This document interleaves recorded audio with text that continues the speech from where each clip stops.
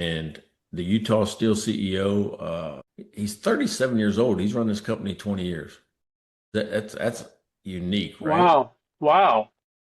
Yeah, I just found out he was 37 because I didn't know how old he was, right? So I just found out he was 37 last week when it was his birthday. But I'm also seeing the immaturity as well. It's really weird because that he thinks because I've never been in the steel manufacturing that I don't understand and he can do whatever he wants to with the bank because he's always gotten by with it. So in December, I told him, I said, hey, I know you're trying to move and buy this bigger building. You're probably not going to be able to. And guess what a 37-year-old CEO tells the fractional CFO? You're Go Get full. pound. lost. Yeah, go Get pound lost. sand, go pound sand. Now, I can get as much money as I want to. My banker said I can get $12 million if I need it. This guy sounds like he must have taken over from his daddy. No, he started it on his own. He didn't take it over. He started it at age 17. Yeah, he started it in a garage. Damn, Just that doing, is pretty impressive. yeah. Yeah. That is In pretty 20 impressive. years, he built it to $30 million company. Yeah. No, Mm, he's always been the guy. Good for him. But He but guess, doesn't have the financial education to go along with running a company of that size. yeah, guess what happened on Monday when he went into the bank when I told him not to? They told him no. He They told him said, no. yeah. They said we don't really feel comfortable with where you're at right now. Yeah. And so yeah, Did you get a chance to say I told you so?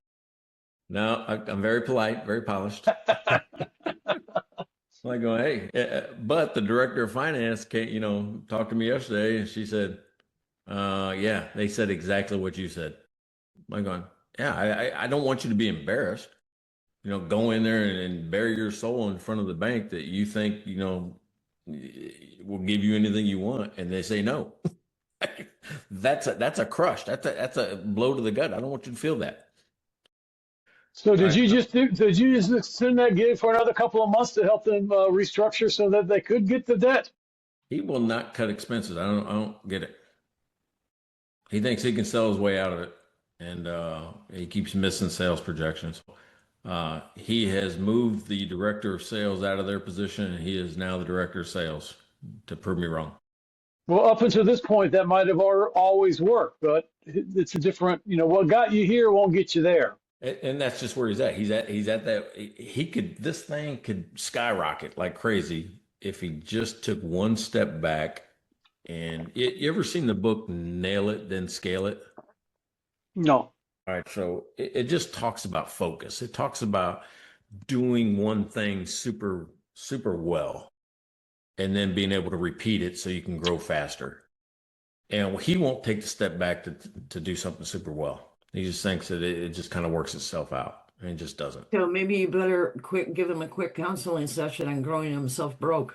Yeah, we spent 2 hours together last week, and I thought I had him there. But I put together a brand new idea for him, and I'll share it with you when I get some numbers. Right now, I'm waiting for input for some numbers from them, numbers I can't get, like number of welders and number of hours. But I want to show you how I've broke down their structural steel process from a guy that has zero structural steel experience. But I spent a 2 hour conversation with him, so I produced uh, a technique, same thing that we do anyway, but used his words. Like, man, that's really good.